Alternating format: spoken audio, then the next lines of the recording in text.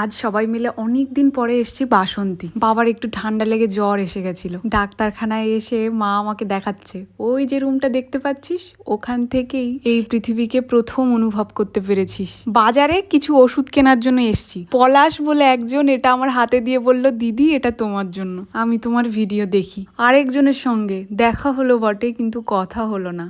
বৈশাখী বেড়া, আমরা টোটোয় ছিলাম তখন। আগের দিনের ভিডিওতে কমেন্ট করলো, তাই নামটা জানতে পারলাম। দীপ স্কুটারে এসেছিল, ওর সঙ্গেও একজনের দেখা হয়েছিল। তোমাদের সবাইকে অনেক ধন্যবাদ এতটা আপন করে নেওয়ার জন্য, এতটা ভালোবাসা দিয়েছো আমাকে। মনটা যখন খারাপ থাকে তোমাদের কমেন্ট পড়লে এক মুহূর্তে মনটা ভালো হয়ে যায়। বাড়িতে কেউ ছিল না, ঠাকমা রান্না করেছে, বেশ ভালো করেছে। বিরিয়ানি তো খাই, কিন্তু তোমাদের ভালোবাসা মাখানো বিরিয়ানি এর অনুভূতিটাই আলাদা। মেঘালয়ের ভিডিও যারা যারা দেখোনি, ডেসক্রিপশনে লিঙ্ক দিয়ে রাখলাম, দেখে জানাও কেমন লাগলো।